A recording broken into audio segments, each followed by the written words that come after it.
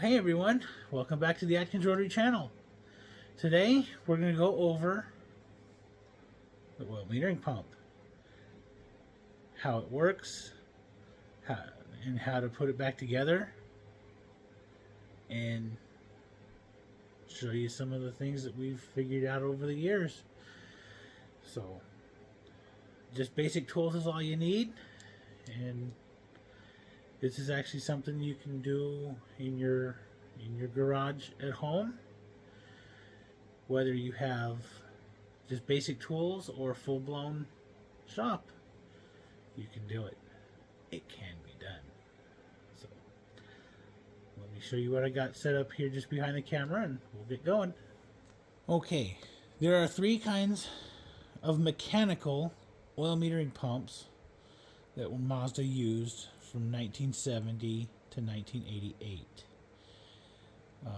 There's a couple of small differences between all three, but depending on your generation or series of rotary will determine which one you are needing. All the rebuilds between the two are pretty much identical.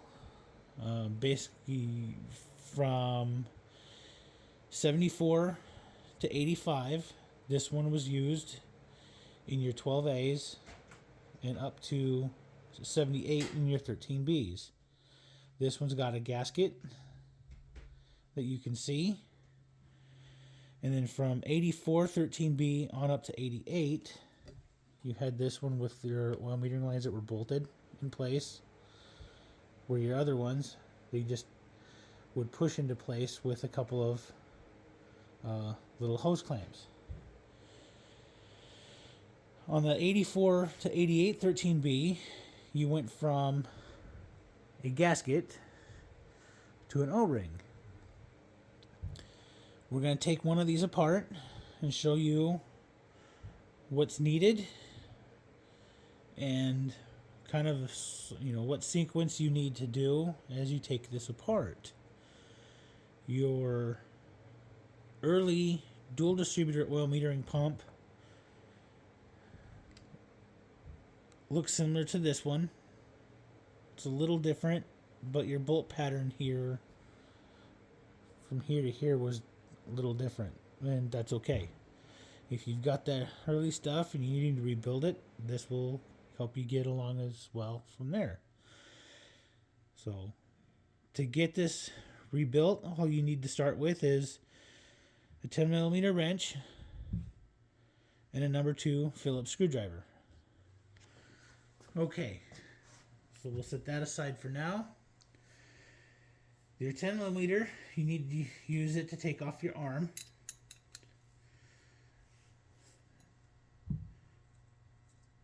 So after you get that off, you do have a spring on here as well, and a lock washer.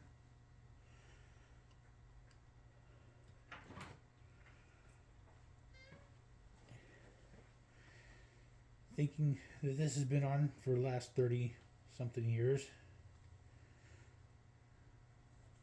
it will take a little to pop off. It won't just pop off.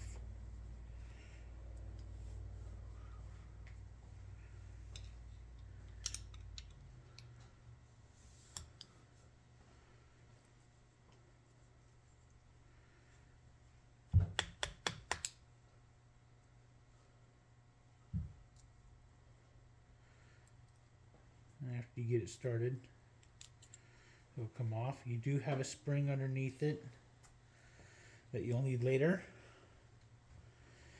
There is like a dust cover collar under going around the spring.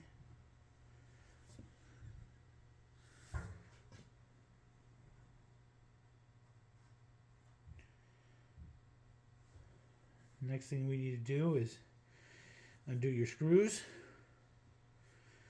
I did cheat. I did pre-loosen these. We'll go over that later.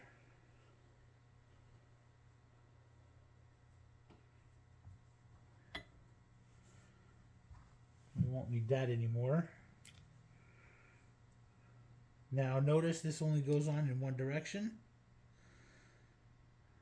because behind it you do have a spot welded bracket. And go to the other side, undo your screws as well. These screws are actually coming out fairly nicely to where we've had before.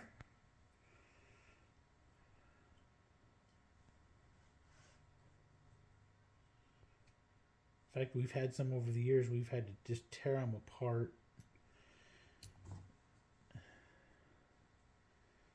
Now, when you take this one off, there is a spring behind it with a little shaft and a clip. We'll set those there.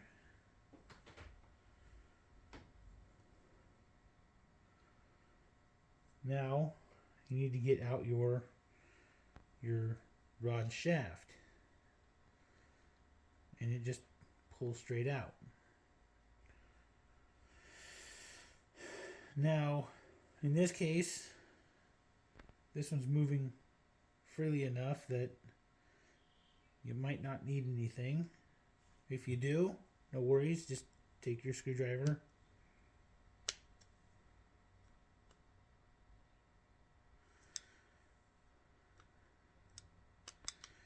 there is a shaft in here you have to pull out.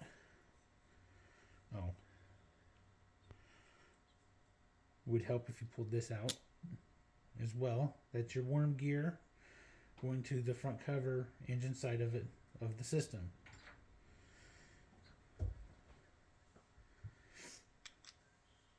Now this shaft here will come out in two pieces. Here's part one. Part two. In case you don't notice, they are keyed, and it won't matter what direction. Now that your oil metering pump is apart, there's two O-rings, one on the front, one on the back. Make sure you get those out. And you get those out, either a small screwdriver or a razor blade, and they just pop out. Just as a heads up, on this little worm gear shaft, there is a brass or copper washer. It's not very big.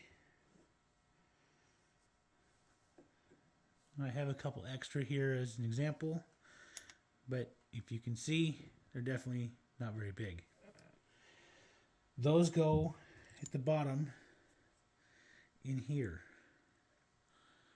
So if it doesn't come out with the shaft, it'll be at the bottom. That will come in to play later. So from what I've seen over the last couple years, that one's in good enough shape to go back another round. Okay, now that you have your oil metering pump body cleaned up and ready to go back together, what you'll get in the kit is the two O-rings for the outside that go right here. You got another O-ring, little bigger, that goes on this piece. That'll go right here.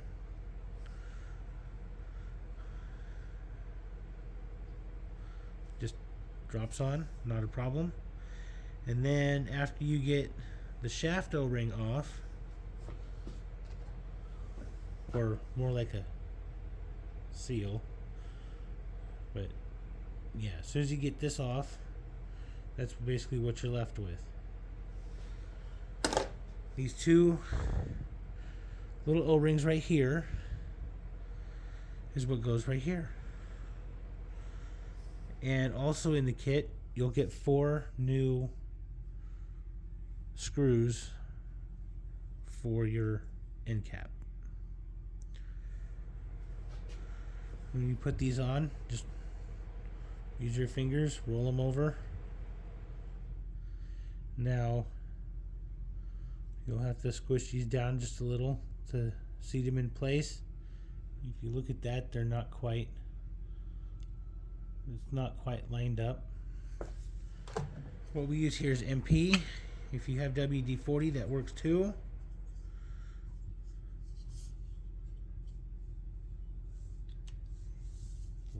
Floppy.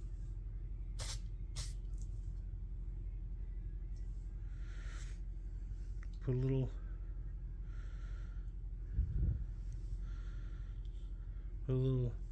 WD-40 or clean motor oil, that works too. On that, put a little down inside the body. This is you gotta slide this piece in first.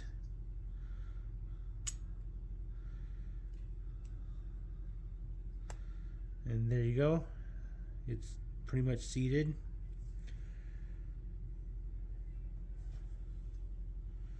And this piece goes in first. Now remember, it is keyed on one end.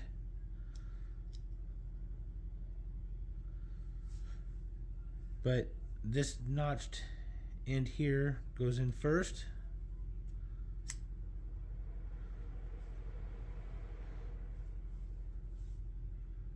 There you go.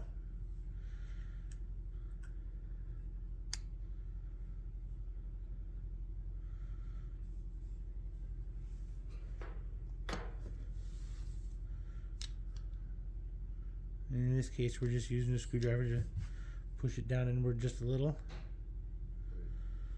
Now here's your spring and the end cap for it. Those go in just like that. Your one O-ring goes here on the end.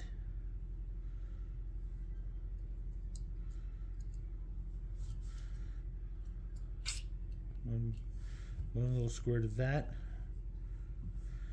Okay, and on this end, it takes the blank cap. There's nothing on it.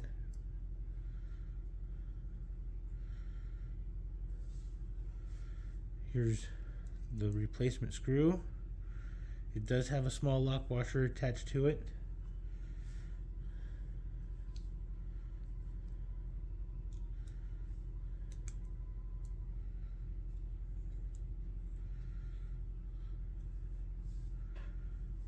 Also, to go back together, you need a 10mm wrench. If you're gonna use the screws provided, it is a 2.5mm screw, Allen screw. Tighten them down. Doesn't need to be super tight. No silicone.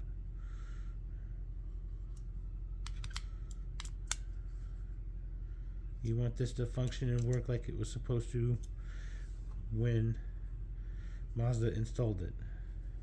Anyway, here's the new one that this one's getting.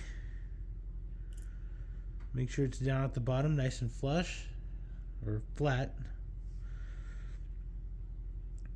And then that'll basically ride on this surface instead of the body of the, instead of the pump. When you put this in, you might have to turn it just a little to make sure your worm gear and stuff all line up. And then here's another, this is the backside piece that had the other O-ring on it.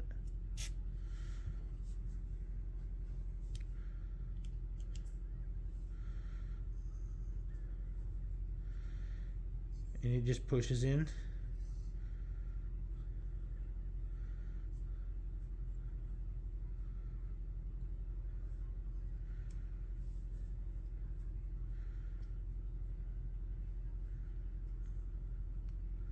I don't know if you guys can see that, but as I'm turning here, if you look in here, you got your two little notches in there moving, which is what you want.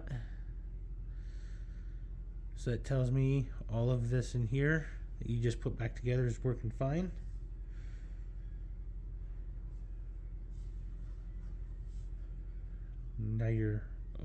right here on the back, just like we did on the front. Just a little squirt of oil inside of it. When you put this plate back on, your teeth here need to face upward, just like that. If you put it on backwards, as you're tightening everything down and putting it all back in, it'll tighten up internally and you won't know why. Okay. Put the arm back on.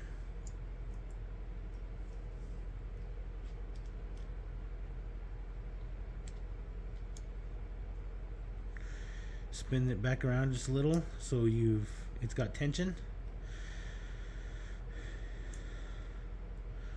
Now if you have a small screwdriver or a pick, you want to move all of this whole spring just below the sleeve. Don't forget your lock washer and your 10mm nut.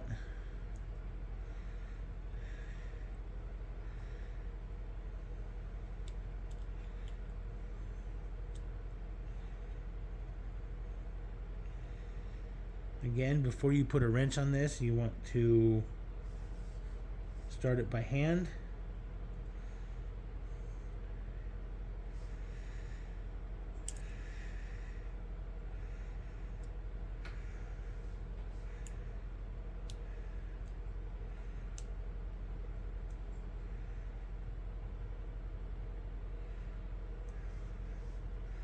Again, make sure your spring is below. There you go, and they're just seated.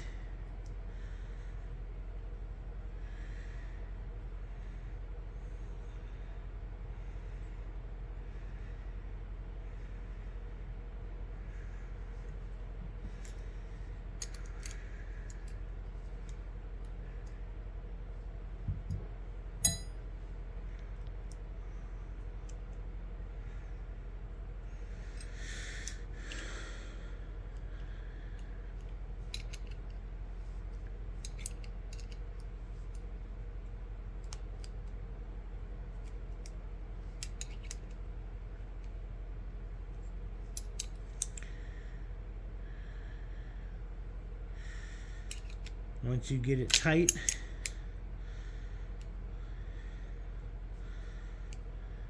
the way all of this here should work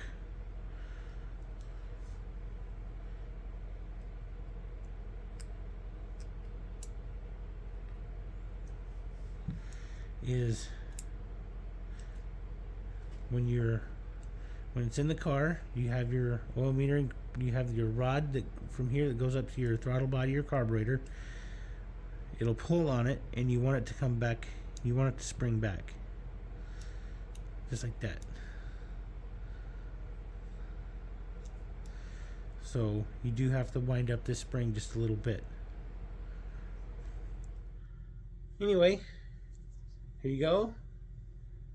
It works like it's supposed to. And hopefully not bleeding oil all over the place when you're all done. If it does, send me an email, ask questions, we can take it taken care of. As far as the oil metering system goes, they do work for the mechanical side, and it's not entirely you have to use premix. There are some areas where I do, but that's mainly because I'm going on and off the track. I want to make sure the engine's getting enough oil metering so your seals aren't going metal to metal on rotor housings. So if you have any questions, put them in the comments below, and until next time, thanks for watching, liking, and subscribing.